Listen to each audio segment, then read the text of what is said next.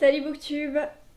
Ça y est, j'ai un petit peu de temps et pas de vidéo forcément prévue à faire là maintenant tout de suite, donc je peux continuer ma rétrospective sur mes lectures de Goodreads et donc je vais enchaîner, puisque la dernière fois j'ai fait 2015, je vais enchaîner avec 2016. C'est une année où j'ai assez peu lu puisque j'ai lu 52 livres en 2016 sur un objectif initial de 60. Donc c'est quand même pas incroyable, ça fait un livre par semaine tout pile, c'est déjà pas mal, mais c'est pas incroyable pour moi. Donc voilà, j'étais pas forcément extrêmement satisfaite de ce que j'ai pu faire, mais je pense qu'il va y avoir des choses intéressantes, et donc on va voir un petit peu ce que j'ai lu d'intéressant, les choses que j'ai pu aimer ou pas, les choses qui me restent en mémoire ou d'autres que j'ai complètement oubliées. Je n'ai pas du tout regardé ce que j'avais lu, donc ce sera la surprise complète. On va y aller. J'ai mon petit ordinateur. Déjà, ça commence très bien puisque c'est l'année où j'ai commencé les Outlander et donc j'avais commencé avec le premier que j'avais adoré. J'ai lu, je pense, je vais voir en scrollant, j'ai lu le tome 3 également. C'est l'année donc où j'en ai lu 4 et c'est là où j'avais décidé d'arrêter parce que à partir du quatrième c'est vraiment très lent et je n'avais plus franchement d'intérêt. J'ai bien aimé les 3 premiers mais après honnêtement ça m'a un petit peu lassée, donc voilà, j'avais pas forcément la pulsion pour continuer. Mais en tout cas, le premier reste le meilleur de très loin. C'est assez inquiétant parce que en fait j'ai lu 52 livres, mais il y a toutes les novellas, enfin toutes les nouvelles même de Shadowhunter Academy que j'ai mis individuellement, donc il y en a 2, 3, 4, 5, 6, 7, 8, 10, donc en fait, voilà. Ça fait pas forcément 52 livres, hein. Voilà.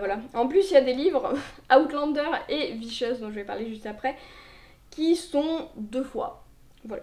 Parce que les problèmes de Goodreads, mais ça c'est des problèmes obscurs. Donc, c'est l'année également où j'ai lu Vicious de V.E. Schwab, qui reste mon livre préféré, je pense, de l'autrice. Il m'avait beaucoup marqué à l'époque. C'est vrai que je ne l'ai pas relu depuis. Mais c'était vraiment un livre que j'ai trouvé extrêmement marquant, extrêmement intéressant de par son développement de personnages, avec des personnages qui sont tous tellement mauvais que c'est à peine croyable. Ce n'est pas bon versus pas bon, non, c'est tout le monde est un con. Donc voilà, c'était très bien, j'avais adoré et il m'avait marqué par la différence par rapport à ce qu'on pouvait lire habituellement. Et l'autrice n'a pas peur de faire des personnages qui sont égoïstes et qui veulent des choses pour eux et qui ne veulent pas sauver le monde, et ça j'avais trouvé ça hyper bien fait, hyper intéressant, donc chapeau. Et je me dis que depuis 2016, ça fait quand même 7 ans et il faudrait vraiment que je les relise.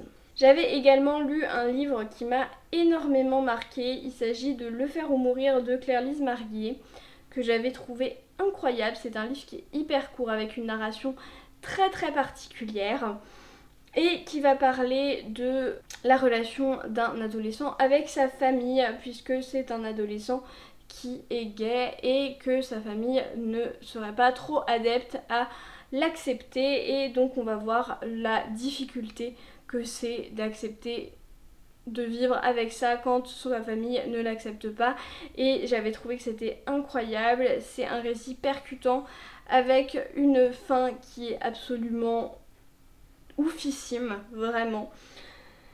Et voilà, j'avais vraiment adoré et c'est un livre qui me marque encore actuellement. C'est l'année où j'avais lu toutes les chroniques lunaires, donc c'est une quadralogie qui tournait énormément sur le booktube anglophone à cette époque, et vraiment j'avais beaucoup aimé les chroniques lunaires, c'était vraiment hyper intéressant.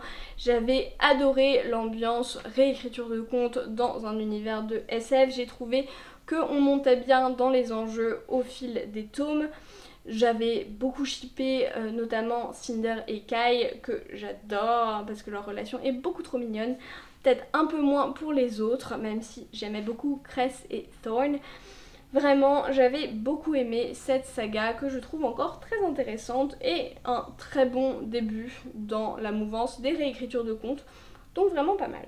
J'avais également lu Me Before You de Jojo Moyes, qui m'avait fait pleurer toutes les larmes de mon corps, donc c'est Avant toi, et vraiment c'est un livre que j'avais trouvé tellement beau, tellement impactant. On ne peut pas ne pas pleurer en lisant ce livre si comme moi on pleure assez facilement en lisant. Vraiment je pense que voilà, j'avais beaucoup aimé. J'avais tellement aimé et c'est vraiment un livre qui m'avait détruite. Et si on parle de livres qui nous ont fait pleurer, c'est l'année également où j'ai lu Le Chant d'Achille de Madeline Miller. Et donc évidemment j'ai pleuré comme tout le monde. Ce n'était peut-être pas le coup de cœur que j'attendais ou que tout le monde semble avoir pour ce livre, mais j'avais quand même beaucoup aimé. La relation entre Patrocle et Achille donne une bonne vision un petit peu différente du mythe et du côté héroïque d'Achille que je trouve très bien fait et très intéressant. J'ai beaucoup aimé la douceur de leur relation, j'ai beaucoup apprécié le personnage de Patrocle également et comme tout le monde, encore une fois, j'ai pleuré toutes les larmes de mon corps. C'est là aussi quand on regarde où on se rend compte qu'il y a des trucs qui étaient très trendy sur Booktube à un moment et qui sont complètement passés dans les limbes de l'oubli. Et c'est le cas avec la saga Falling Kingdoms de Morgan Rhodes dont j'avais lu le premier tome parce que tout le monde en parlait. C'était le moment où il y avait 2-3 premiers tomes et je n'avais même pas fini le premier tome je crois parce que il y avait une relation très bizarre, incestueuse mais qui était pas du tout bien faite et franchement c'était très étrange et j'avais pas du tout adhéré à ça donc je n'avais pas continué.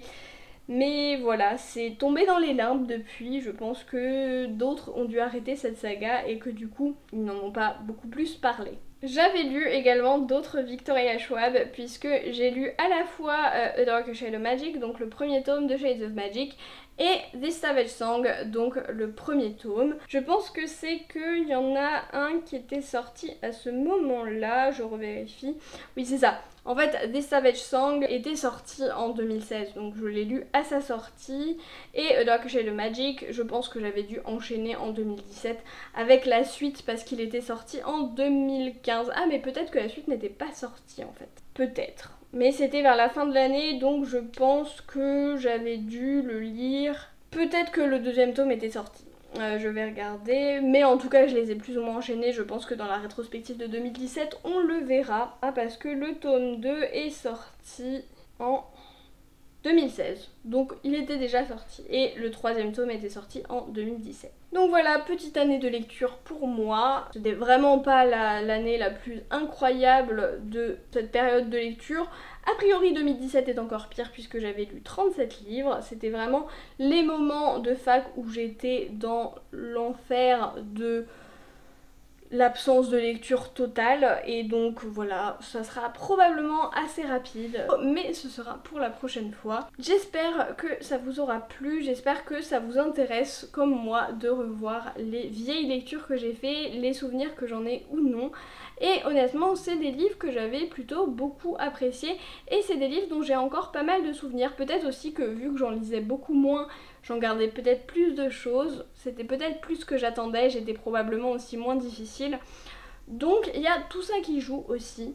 J'adore faire ces vidéos, voir où ça va, quand est-ce que je me diversifie, comment, de quelle façon, etc. Donc voilà. J'espère que cette vidéo vous a plu. En attendant, on arrête tous de procrastiner, on va prendre un livre et moi je vous dis à la prochaine.